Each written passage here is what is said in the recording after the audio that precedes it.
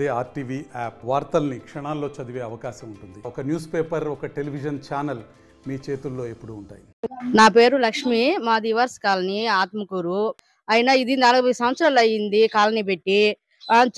ఇక్కడ కాపురాలు పెట్టి పెద్దోళ్ళు అయ్యి వాళ్ళకి పెళ్లిళ్ళు అయ్యి మళ్ళీ పిల్లలు వచ్చి మళ్ళీ బిడ్డలు పుట్టి వాళ్ళకి పెళ్లిళ్ళు అవుతుందా మాకు అతి లేదు గతి లేదు. ఈ రోడ్డు మటుకు పాడుపడిపోయింది.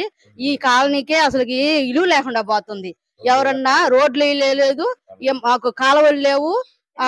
ఎవరన్నా బంధువులు వచ్చినా కానీ ఏందమ్మా ఈ రోడ్డు ఏంది సిద్ధంగా ఉంది, కొండల్లో ఎక్కడెక్కడ అంతా రోడ్లు వేస్తున్నారు, ఇక్కడ లేదు ఏందమ్మా, ఇది ఆత్మకూరు టౌన్ ఏరియాలో ఉందా, ఇంకెవరన్నా ఉందా అని మా పొరుగు తీస్తున్నారు. మా బంధువులు రావాలన్నా గానీ రాలేకున్నారు. మా ఈ రోడ్డు మా ఇళ్ళ కడగ రండి ఎట్టుందో, ఒక బండి తిరగాలన్నా ఒక బండి పోవాలన్నా తొగులు అవుతుండయి రావాలంటే. నీళ్లు నిలబడిపోయి ఆగరాకి ముగ్గు కూడా వేసుకోలేకున్నాం. ప్రతి రాజకీయ వాళ్ళు వస్తున్నారు, అమ్మ మీకెందుకు వేస్తున్నాం అంటాము. ఓట్లు వేపించుకున్న తర్వాత మా మొహాలే చూడడంలే. వర్షం పడితే అసలు తిరగలేకున్నాము. మాంతంగా నీళ్లు పారుతా ఉండే, ఏడబట్టిన నీళ్లు గుంటలు ఉంటుండయి. శుభ్రంగా ఏదైనా కానీ మాకు రోడ్డు వేస్తేనే ఏదైనా కానీ బాగున్నది. ఇన్ని 40 సంవత్సరాలు అవుతా ఉంది చెప్పి చెప్పి మాకే ఇసుగు పడుతుంది. వాళ్ళకన్నా కొంచెం అన్నా కనికరం లేదు. వాళ్ళు స్వార్థం వాళ్ళు చూసుకున్నారు కానీ రాజకీయ వాళ్ళు ఒక్కరన్నా ఇదిగమ్మా వస్తారు, మీటింగ్లకు వస్తారు, ఇదిగమ్మా అలా గుంటుంది మట్టి తోలిస్తాను అంటారు కానీ అది వేద్దామే చేద్దామని అని ఏమీ లేదు. ఇప్పుడు ఓట్లు అయిపోయినాయి కదా, ఇప్పుడు అసలు వేసేవాళ్ళు ఎవరు ముందుకు వస్తున్నారా? రావడంలా కాలనీ అంటే పలానా కాలనీ అంటే అసలు వచ్చే వాళ్ళు కూడా భయపడుతున్నారు. ఎవరన్నా కొత్తగా వచ్చి ఇల్లు కట్టుకోవాలన్నా అసలు ఇదేంటి పాడుపట్టినట్టు ఉంది ఇల్లు. ఇక్కడ వచ్చి ఏమి ఉంటాము, ఈ చట్టంలో పుట్టల్లో భయం వేస్తా ఉంది అని చెప్పి కూడా వెనక్కి తిరిగిపోతుండ్రు. కాదు టౌన్ లో ఉన్నామని పేరే గాని మున్సిపాలిటీ అన్ని కట్టించుకుంటున్నారు, అన్ని ప్రతిదీ కట్టించుకున్నారు. కరెంటు బిల్లు గాని, ఇంటి పనులు గాని, కుళాయి మొత్తం ఎవరు ఏది ఇబ్బంది లేకుండా చేస్తున్నాము.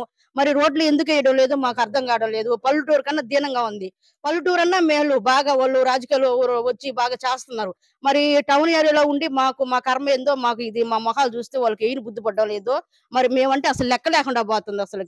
అసలు ఏమనుకుంటున్నారు రాజకీయ వాళ్ళు స్వార్థం వాళ్ళు చూసుకున్నారే గాని అసలుకి ఏమి మమ్మల్ని అసలుకి పట్టించుకోవడం లేదు. వెంకటరామమ్మ నా పేరు.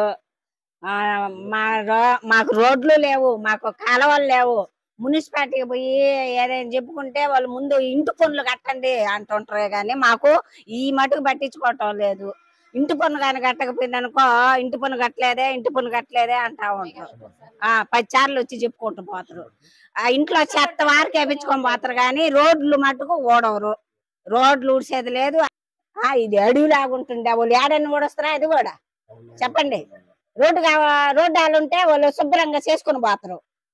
వాళ్ళకైనా న్యాయమే కదా, మున్సిపాలిటీ వాళ్ళకైనా ఏడ ఓడవాలో వాళ్ళకి కూడా దిక్కు తెలియలే ఈ చట్టాల్లో.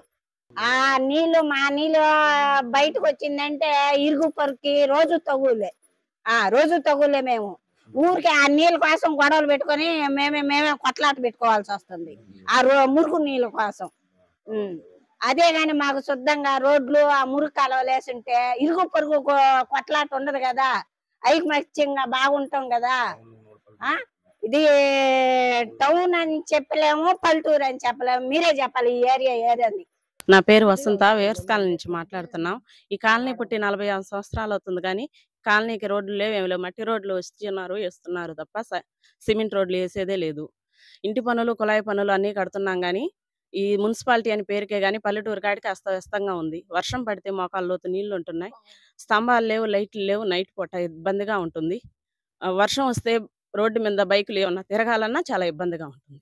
మాకు ఈ రోడ్లు వేయాలని కోరుకుంటున్నాం. మరిన్ని వీడియోస్ కోసం ఛానల్ ని సబ్స్క్రైబ్ చేయండి. లేటెస్ట్ అప్డేట్స్ కోసం వాట్సాప్ ఛానల్ ని ఫాలో చేయండి. అండ్ లింక్ డిస్క్రిప్షన్ లో ఉంది.